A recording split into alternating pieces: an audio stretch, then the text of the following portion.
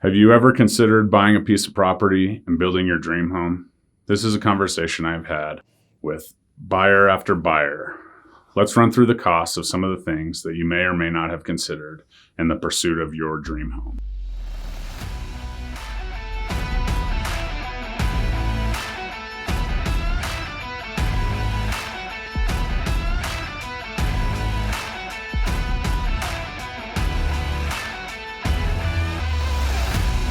Hey everybody, Jeremy Kane here with eXp Realty, talking all things real estate. Thanks for checking this one out, as this is absolutely a question I get almost once a week. Please like, comment, subscribe, as we're working on building this channel up. Here we go. You have looked at the numbers, you see seven figures on every dream home you come across. You're just ready to live the dream. When you look at land, you start to run the general numbers in your head, and all of a sudden you feel like this is a cheaper route to go. Let's dig in and see if we could be living the dream for less by building your own home. Let's start with the land. Who doesn't want 5 acres with mountain views and not a neighbor in sight? This guy would take that in a heartbeat. Depending on where you are, a parcel of 5 acres could be $10,000 or $500,000. The rule of thumb here is usually the buildable flat sites and more desirable locations cost more. Let's just say we settle on $250,000 for a piece of land. Now we need to buy the land with cash or get a land loan. Land loans typically require 50% down unless you get a small town hookup with a bank in town. That allows a little bit different flexibility. So out of the gate, you are $125,000 cash out of pocket. Next, we need to figure out what we are going to do for water.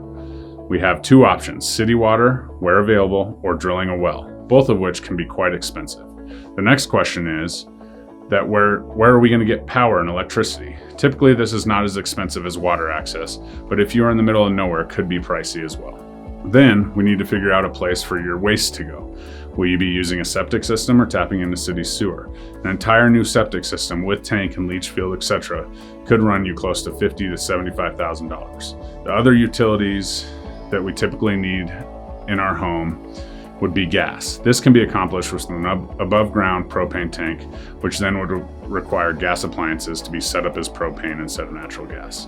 All in all, if you're not in a run-of-the-mill tract neighborhood, which isn't many people's idea of a dream home, expect at least 6 figures plus just to get the utilities needed to survive. This can be structured into the building loan, in which there are several options. A construction loan, which will be converted into a mortgage at the time of possession, typically have high interest rates and require more money down.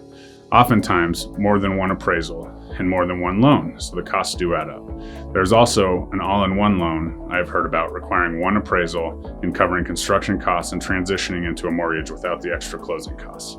This is usually a 1 to 2 point percentage higher on the interest rate for the perfect buyer. It also requires a 20% down payment. The difficulty here is getting an appraisal based on plans, as appraisers need comparable properties to get you the value you need to make the 80-20 loan work. If you're still heads up in this game, now it is time to find someone to build your home. Builders typically are not architects, so you will need to connect with a builder.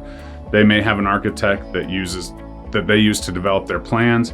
Then they will need to come up with a baseline idea. There's floor plans all over the internet, but once you have the plan you like, you must take it to someone to draw the blueprints and an engineer to make sure that the home will stand up and the builder can build it. This is an added cost as well. At this step, make sure you understand any covenants and setbacks in the area you're building. This may require adjustments to the floor plan footprint or dictate where on the land the home will sit. Then it comes to the builder. Have you heard supply prices are through the roof? Consider the lumber pack on a modest 3,000 square foot home. This could cost you upwards of $50,000 to $75,000 just for the wood that you must cover up with the expensive stuff you have to buy. Once you have a blueprint signed off by an engineer, the builder, and oh yeah, by you, the homeowner, we can move forward. Another thing that is a major part of choosing a floor plan is the soil. You must test for expansive soils. No one wants a crooked dream home, do they? Especially in Colorado, we are known to have expansive soils, and this can skyrocket the price of your foundation if the soils around your home on the piece of land you purchased require a special foundation. Don't kick your feet up just yet. Now we need to nail down the interior design portion of the build. What are your non-negotiables? Do you have an eye for this stuff, or would you rather consult an interior designer to help finalize your selections? This is the fun part, they say. until you are in it, and you have to have the final say. It is hard to design an entire home. All in all, this is the most tedious part of the entire project. Everyone loves to pick out colors for their kitchens, their countertops, but how about laundry room flooring or that fourth bathroom tile floor? I would guess by this point we have well over $1 million for the build, but let's call it $1 million. Add in $250 for the land already purchased, and we have a property approximately $1.25 million. If you got the cash, let's go. If you need a loan, there's more. There are loan limits for conforming mortgages before you even get to the jumbo territory. In the Denver metro area, the current loan limit is $596,850. But in more rural areas, the place where you can actually find 5 acres of land, conforming loan limit is $548,250. Therefore, to stay in the conforming loan limit, the best possible interest rate, you will need $125,000 cash for the land, $452,000 cash just for the down payments on your 2 loans. Of course, there are jumbo options, and as you know, those come with higher interest rates. If you're still in and would like some help figuring out your numbers, please give me a call. Let's sit down and hammer this out. If previously built homes seem a little more attractive now that you've gone through these numbers, I can do that too. Jeremy Kane, eXp Realty, have a great one.